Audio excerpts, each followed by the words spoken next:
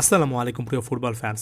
সাম্প্রতিক সময়ে বা চলতি সিজনের ফুটবল ম্যাচগুলো বা ওভারঅল ফুটবল আপডেটগুলো যদি আপনি ভালো করে জানেন তাহলে এটা ক্লিয়ারলি বলা যায় এবং আপনি নিশ্চয়ই একমত হবেন। লিভারপুল এখন পর্যন্ত সবচেয়ে আউটস্ট্যান্ডিং পারফরমেন্স দিয়েছে এবং একের পর এক পারফরমেন্স লিভারপুল কিন্তু দিয়ে যাচ্ছে। এটা এমন একটা সিচুয়েশন যেখানে লিভারপুলকে কেন্দ্র করে সাম্প্রতিক একটা দুটো ম্যাচ হয়তো বা একপাশে সরিয়ে রাখা যায়, তবে মোটা দাগে প্রশংসাই করতে হবে, খুব একটা বেশি সমালোচনা করার জায়গা কিন্তু আপনি পাবেন না। তারপরও কিছু ইস্যু থাকে। হ্যাঁ, যে লিভারপুল আর্নে স্লটের অধীনে দুর্দান্ত ফুটবল খেলছে, যে লিভারপুলে ইয়র্গন ক্লপ যাওয়ার পরে একটা বাজে সময় আসবে যেটা অনেকে মনে করছিলেন, যেখানে লিভারপুল সত্যিকার অর্থে একেবারে উল্টো চিত্র দেখছে, সেখানেও কিন্তু কিছু না কিছু সমস্যা আছে। এবং একেবারে যদি আমি নির্দিষ্ট করে বলি তাহলে চুক্তি সংক্রান্ত বেশ কয়েকটা সমস্যা কিন্তু এই মুহূর্তে লিভারপুলে আছে, যেটা খুব সহজে আসলেই একটা ডিসিশনে চলে আসতে হবে এবং এগুলো যদি সলভ করা না যায় তাহলে ভবিষ্যতে এটাই কিন্তু সবচেয়ে বড় একটা দুশ্চিন্তার কারণ হয়ে দাঁড়াবে। যেমন মোহাম্মদ সালাহ সিচুয়েশনটা সম্পর্কে আপনারা নিশ্চয়ই অনেকে জানেন। সালাহ একটা লম্বা সময় ধরে লিভারপুলের চুক্তি নবায়নের জন্য অপেক্ষা করেছিলেন।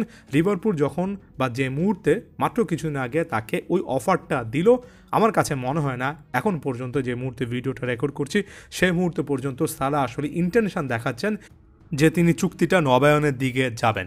ভার্জিল ভ্যান ডাইকের জন্য সিচুয়েশনটা হয়তোবা ভিন্ন।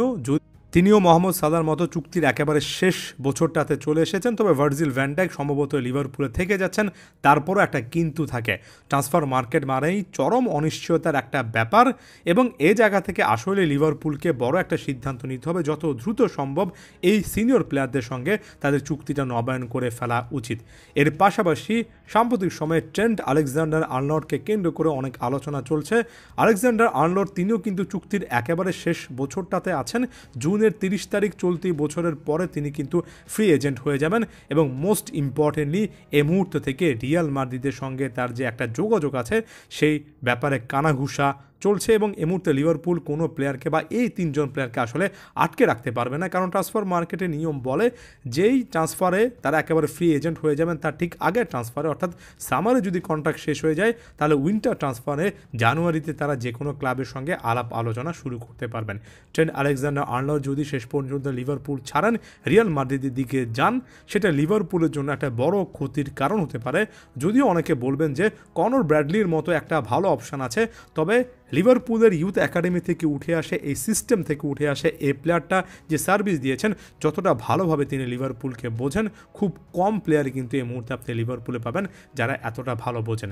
যদিও সর্বশেষ ম্যাচে ম্যানচেস্টার ইউনাইটেডের বিপক্ষে পারফরমেন্সের কারণে সমালোচিত হয়েছেন, অনেকে বলছেন তার মনোযোগটা অলরেডি রিয়াল মাদ্রিদের দিকে ঝুঁকে গিয়েছে।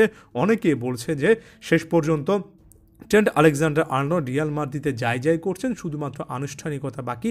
তবে এটা লিভারপুলের পার্সপেক্টিভ থেকে একটা নেগেটিভ খবর এই জন্যই যে লিভারপুল কিন্তু এখানে স্ট্রাগল করছে। হ্যাঁ, মাঠের পারফরমেন্স যথেষ্ট ভালো, তবে ফ্যানওয়ে স্পোর্টস গ্রুপ যারা মালিকানাধীন বা যাদের অধীনে আসলে লিভারপুলের ক্লাবটা পরিচালনা করা হচ্ছে, তারা কিন্তু চুক্তি নবায়ন, নতুন প্লেয়ার আনা এবং কিছু কিছু জায়গা থেকে প্লেয়ারদের সাথে আর্থিক এমনকি সাধারণ নেগোসিয়েশনও কিন্তু বারবার করে বাধা পাচ্ছে, যেটা আসলে তাদের এ মুহূর্তের পারফরমেন্স বা মাঠের রেজাল্টের সাথে খুব একটা বেশি সিমিলার নয়।